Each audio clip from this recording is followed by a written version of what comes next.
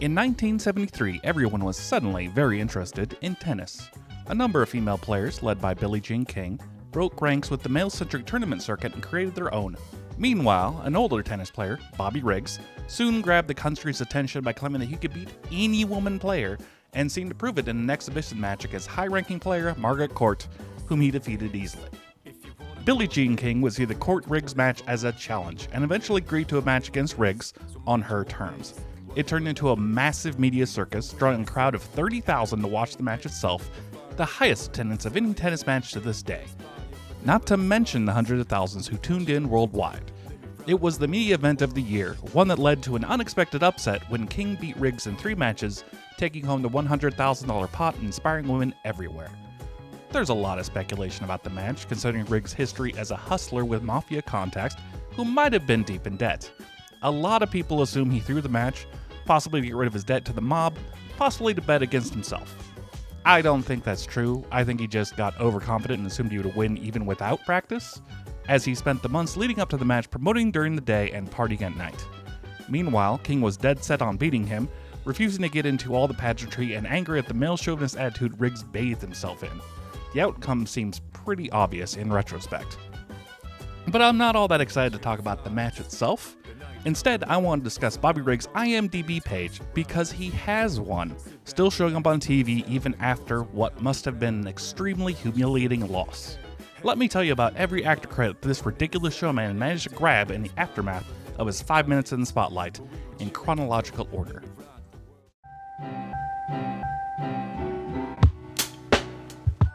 Boy, let's talk about this blowjob contest. It is season 5 of The Odd Couple, and they are out of ideas, so they invite an inexplicable celebrity on to do a bunch of shtick. Give him a chance to really get his persona out there, his awful, terrible persona. Oscar has invited over Bobby Riggs, and he's really excited. They are great friends.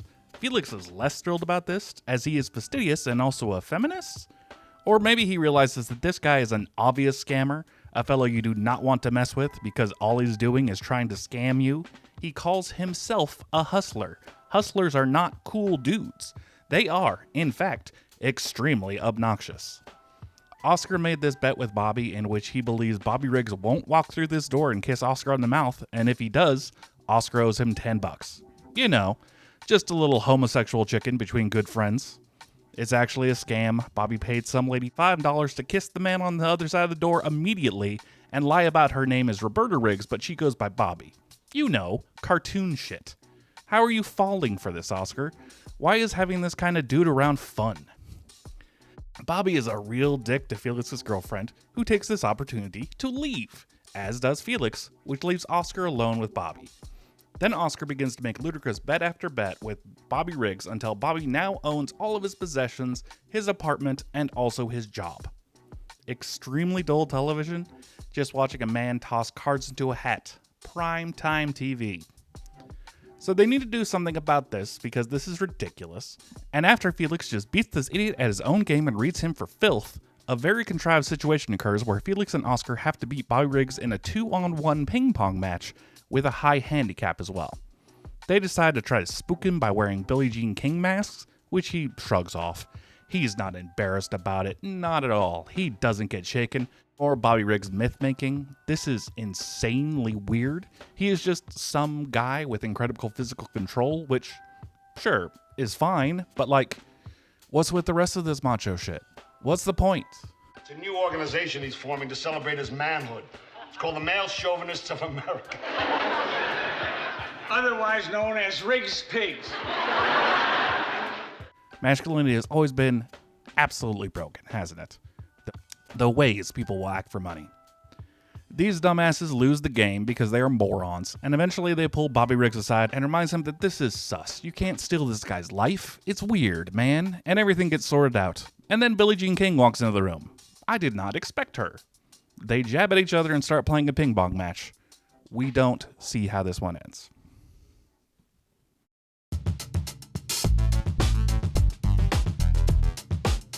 His next appearance in an acting capacity is on the sketch show Love American Style.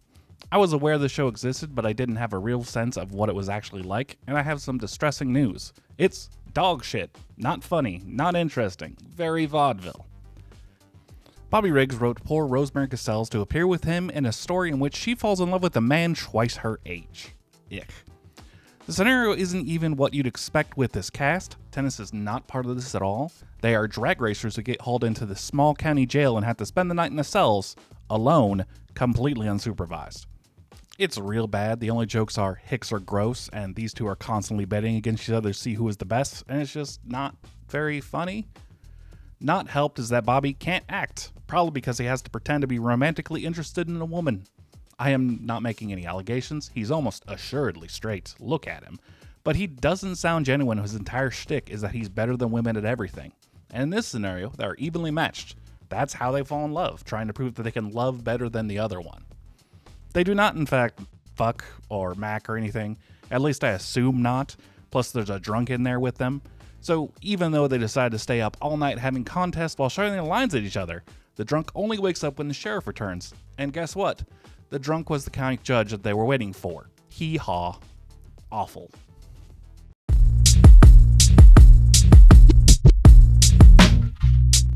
Spoiler alert, Bobby Riggs doesn't show up until the last 20 seconds of this episode, in which he does a "who did you expect" joke to freeze frame.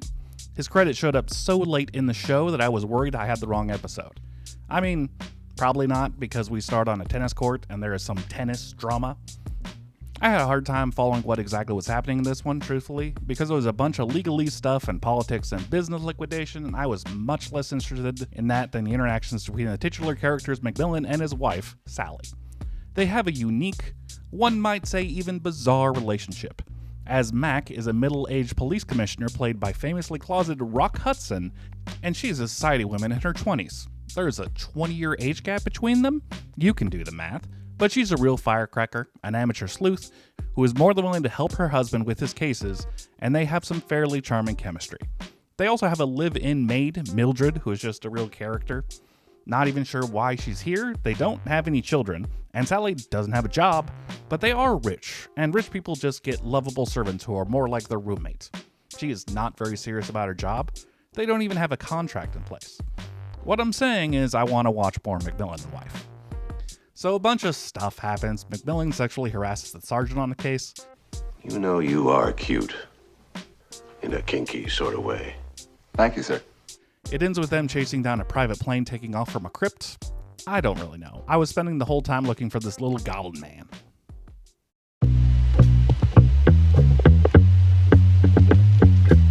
We discussed the appearance of Bobby Riggs in my Get Christie Love video last time. Surely you have seen that video about a 1970s detective show you've never heard of before. But Bobby Riggs is here finally doing the thing he is known for, playing an exhibition game against a lady and being a real asshole about it. You don't fool me. It isn't the money that you want. What then? What every red-blooded American girl dreams of. Bobby Riggs. He pulled out his usual tricks, playing tennis while holding an umbrella and wearing flippers, saying that he is clearly better than women despite the obvious evidence, aggressively and unsuccessfully flirting with women. He's being very normal, very clearly okay human being. There's a moment where Bobby and Rosemary Cassels meets up with Christie Love and Sergeant Gallagher, and they stand across from each other like, okay, which group of us are the celebrities here? Who should be excited about meeting whom? Because two of us are on a TV show, and you two just play tennis. Nothing against them. I would be excited to meet Rosemary Cassels. She seems like a real fun lady, but I think meeting Bobby Riggs is a net negative experience. We don't get to know who wins this exhibition match. The episode ends right as the match is starting, but I'm going to assume Bobby Riggs loses again, because it really is what he's most famous for.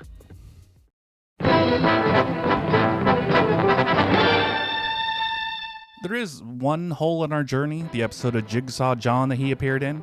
I can't even begin to figure out what happened in this episode or what role Bobby Riggs played. It seems like an actress is murdered. Sounds pretty dull. I'm not paying $65 to find out. Seems like there might be a reason nobody remembers Jigsaw John.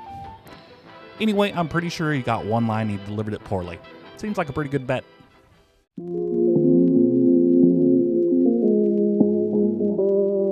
The Ultimate Imposter is a TV movie about some kind of secret agent man who gets his memories chemically wiped by the Chinese, a pretty harrowing event that destroys his entire life, but his boss and this little scientist creep decide that this is an ideal situation for the machine they just invented that can flash other people's memories and experiences into someone's brain.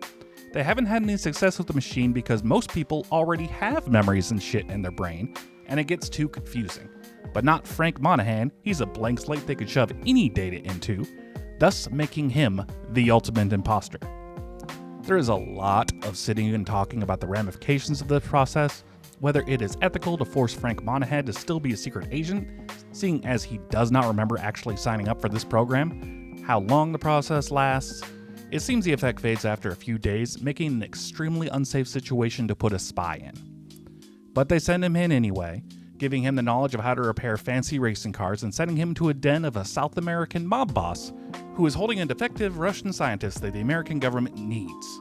He is immediately suspicious because the mob boss's daughter has never heard of an American F1 mechanic, and he's only able to survive in this situation by being able to pass a lie detector test because he really has those memories, and by being just so damn sexy. He escapes with the Russian scientist in an F1 car, very exciting, looking forward to the series that never happened because this idea is dumb as hell. Bobby Riggs shows up in the middle of the movie for a dumbass joke where they flash Frank Monahan with the ability of a female tennis player and have asked Bobby to play against him, and he gets his shit absolutely kicked in. They make him look like a complete fool. Not even sure why this works. I imagine a lot of tennis skill is muscle memory, and Frank Monahan is both taller and stronger than a female tennis player, and thus wouldn't be able to transfer the skills as easily. His arm is going to be longer than he expects. This doesn't make sense. But at least Bobby Riggs looks like a moron, so that's fun.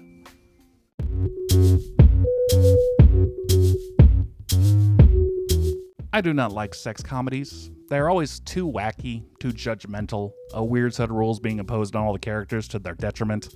So I was not excited when I discovered Racket, the tale of an aging pro player trying to find his rhythm again while working as a tennis instructor and gigolo. Of course Bobby's in this movie. This is the life he would have lived if he could have.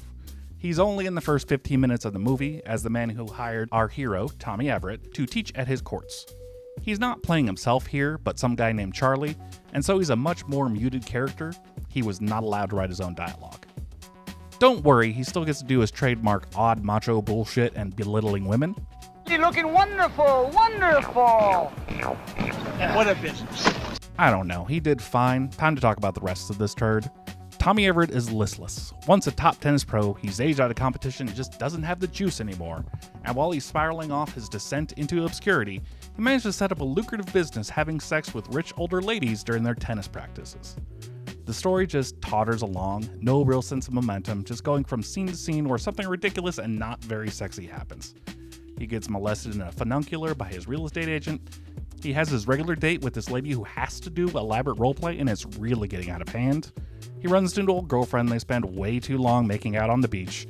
And we gotta have a scene where the only joke is this man is gay.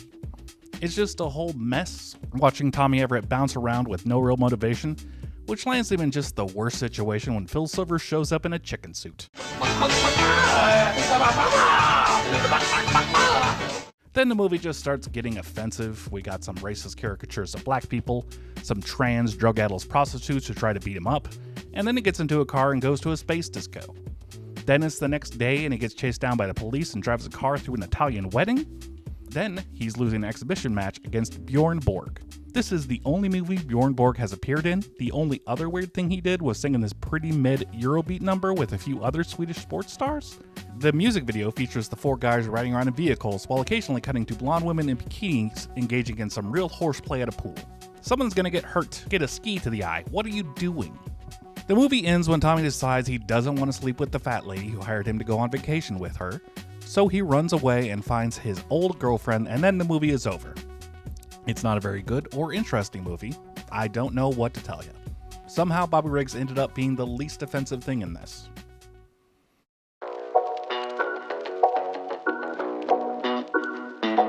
The last thing Bobby Riggs did, 10 years later, is a pretty bog-standard Full Metal Jacket parody, but it's about tennis. Pretty normal, nothing to see, just an opportunity for Bobby Riggs to yell at some children.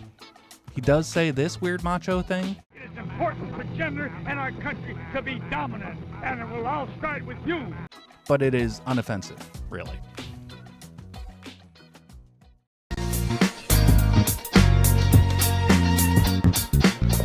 I know I have been unreasonably hard on Bobby Riggs. From what I could tell, he was a guy with a serious gambling addiction and thrived on being the center of attention, using his bluster and aggressive attitude to get people off guard, and he didn't really believe anything he said. His ex-wife, who runs his museum, remembers him as a very sweet man, and Billie Jean King did eventually squash the beef with Bobby, and they became good friends in his final years. He's gone now, died in 1995, over 30 years ago, and I don't hold any particularly ill will to him.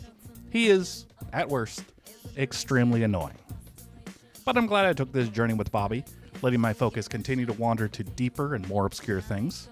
I'm going to be the most irrelevant YouTuber on this site one day, I promise you that. Alright, I'm out of here. Thank you for making it to the end. This one was a weirdie, but you gotta follow your instincts. Shows you some weird, terrible shit. Is that a good thing?